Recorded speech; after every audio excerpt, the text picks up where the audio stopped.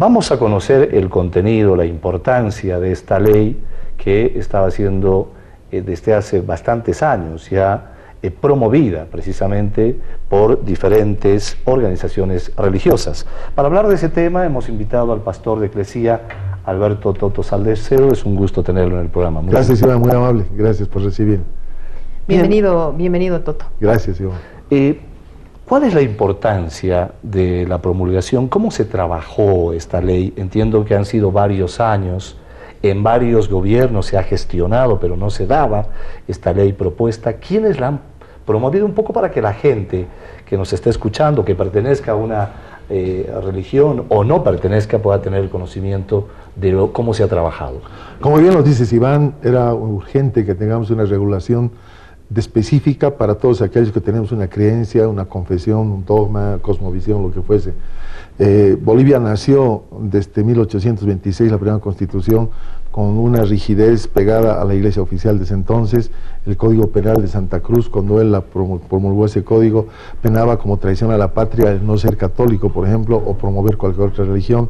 Luego ya para los 60, mediados del siglo XX, nos dieron la oportunidad de ser tolerados, se permitía que hubiera otra fe, pero todos sabemos de la incidencia de la Iglesia Católica en Bolivia a todo nivel, no solo en el religioso, y entonces hemos sido formados primero como sociedades civiles sin fines de lucro, igual que un equipo de fútbol, que un club deportivo o de un sindicato, que no tiene nada de malo, pero nosotros somos iglesia. Entonces teníamos nosotros que estar sujetos a caprichos de autoridades de turno que soltaban resoluciones supremas para poder coartar nuestra libertad de conciencia, que es la más clave de las libertades.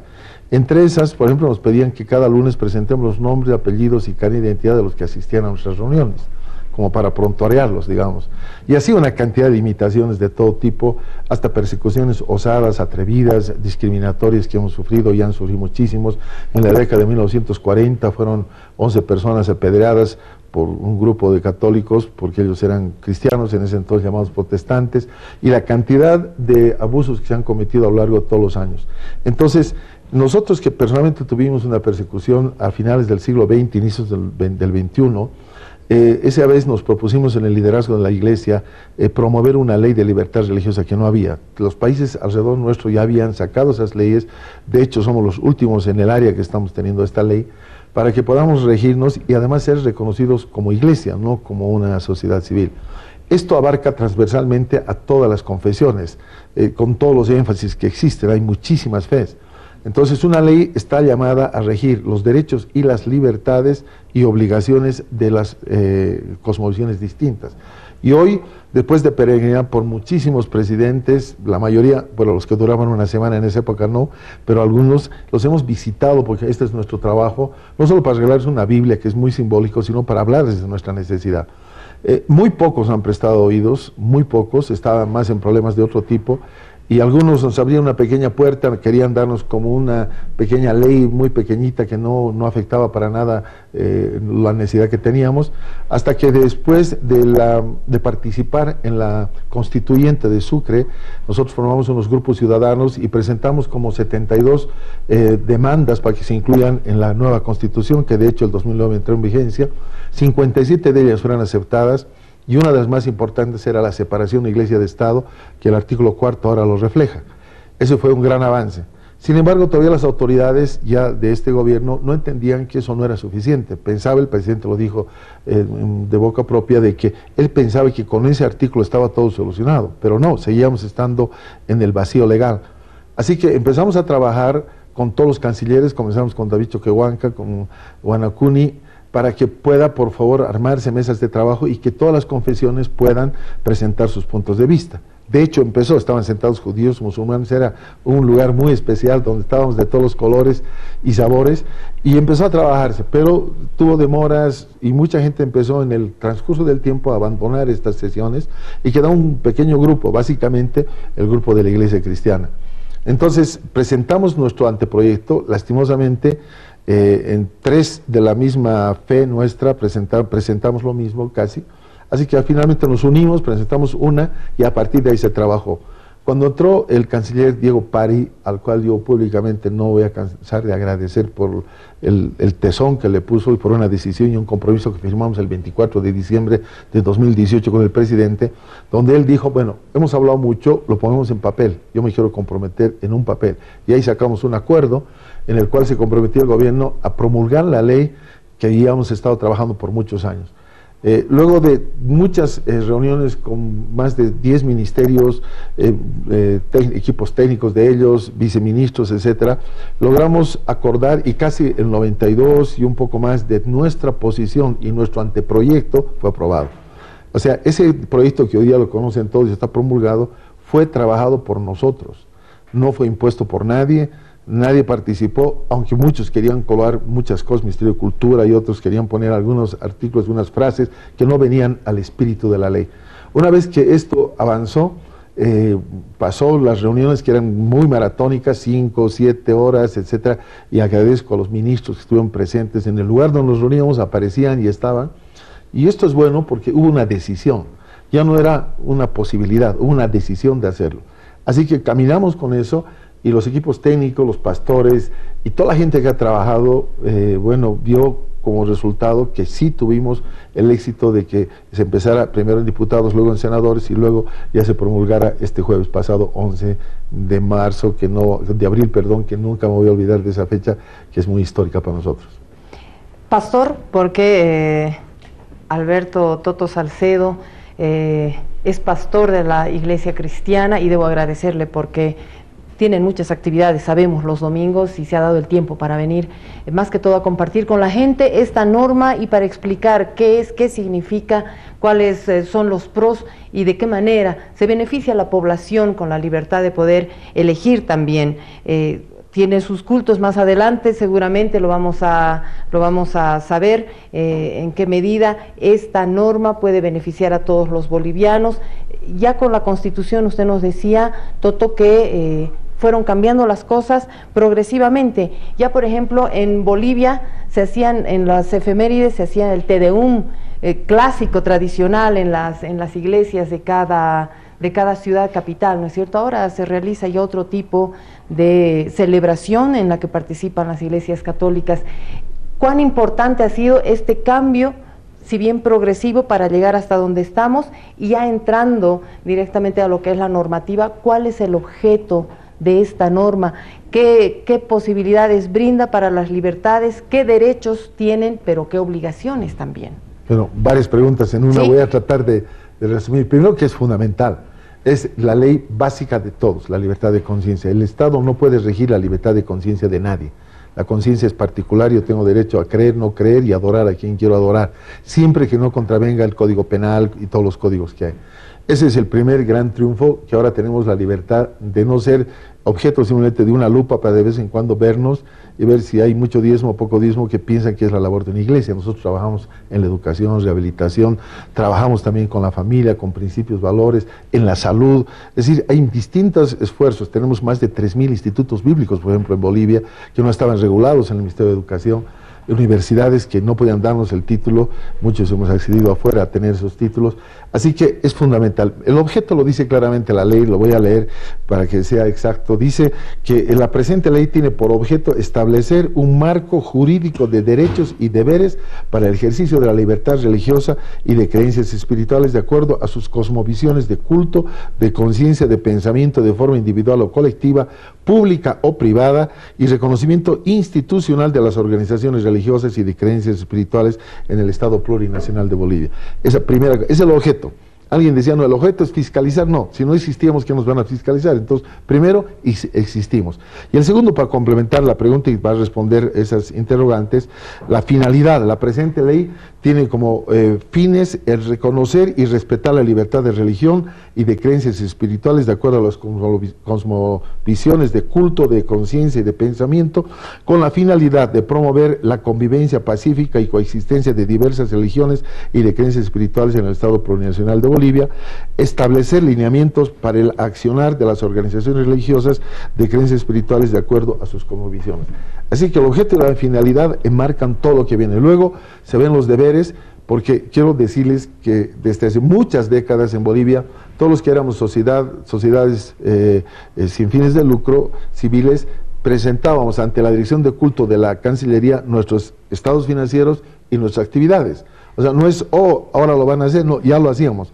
No estábamos en la clandestinidad, estábamos bajo este régimen, nos sujetábamos, ya he contado los abusos que había de todo tipo, y también había la posibilidad de que ahora muchas iglesias que no podían, y muchas confesiones de todo tipo, que no accedían a una persona jurídica, lo puedan hacer ahora. Porque antes no podían, era un trámite moroso, con muchos requisitos, y cuando estábamos empezando la negociación, salió una ley súbita que impactó a la Cancillería, a todos nosotros, la 351 del Ministerio de Autonomías, donde nos ponían unas normas, nos ponían junto con las ONGs y todo, y el término iglesia, que nos incorporaban ahí, y el término iglesia no estaba reconocido en ninguna parte de nuestra Constitución. Finalmente, además tenía un decreto reglamentario terrible, el 1987, ese número no me voy a olvidar tampoco, que gracias a Dios han sido sacadas totalmente ahora de esa ley, han sacado otra ley para eso, donde se nos obligaban a peores condiciones para poder abrir una congregación. El día de hoy, todos los que han estado sin poder acceder a una persona jurídica lo van a poder hacer de manera más sencilla, más práctica, así que muchos que estaban entre comillas en la clandestinidad van a poder estar abiertos, sujetarse a las leyes, y tenemos 120 días para preparar el decreto reglamentario de esta ley.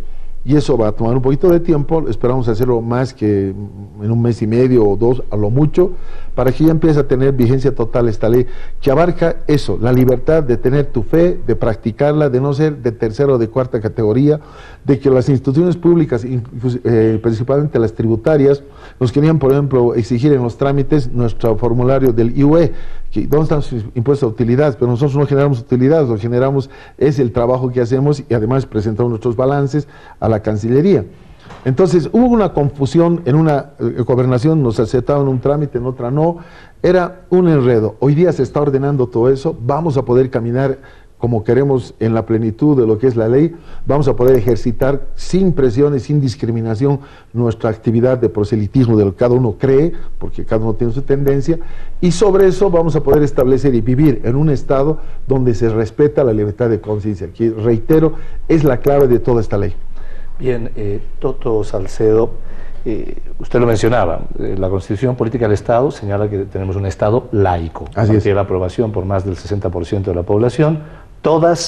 Esto quiere decir que todas las actuales religiones que tenemos en Bolivia tienen las mismas obligaciones y derechos. Así es. Nadie está por encima de ninguna. Ni la que era oficial. Ni la que era oficial. Todas están en el mismo nivel. Bueno, tomando en cuenta ese elemento que es muy importante, ¿cuántas se tiene? No sé si se tiene un censo de cuántas iglesias tenemos en Bolivia, Toto, porque es muy importante, y las que van a tramitar su personalidad jurídica seguramente, porque ya hay muchas que tienen su personalidad jurídica, ¿pueden hacerlo en qué tiempo? Un poco para adecuarse a lo que significa esta ley. Y el otro componente, surgió alguna voz por ahí, no sé cuánto peso tiene dentro de las iglesias, indicando de que estaban oponiendo a esta ley, que no era de su agrado, y que incluso iban a ir a organismos internacionales para protestar sobre la promulgación de esta ley. Comienzo por la última pregunta porque es muy fácil de resolver. Hay personas que no tienen ninguna representatividad, no tienen iglesia, no son pastores, no practican por años este trabajo, por lo tanto era una actividad política que estaba inmiscuida ahí, ¿no? Que renegaba inclusive que este Estado, que este presidente podía promover una ley de este tipo de confesiones y de creencias a ese nivel. O sea, la descarto, no quiero gastar más tiempo en eso porque no tiene ninguna representatividad. La otra parte sobre el tema de las iglesias, hay muchísimas. En el año 1972, cuando yo vine a Cristo, éramos el 2.8% de la población boliviana, llamada protestante en ese entonces. Y había otros pequeños índices muy pequeños de otras creencias. Luego, en el último censo que hubo, fuimos el 11.7%.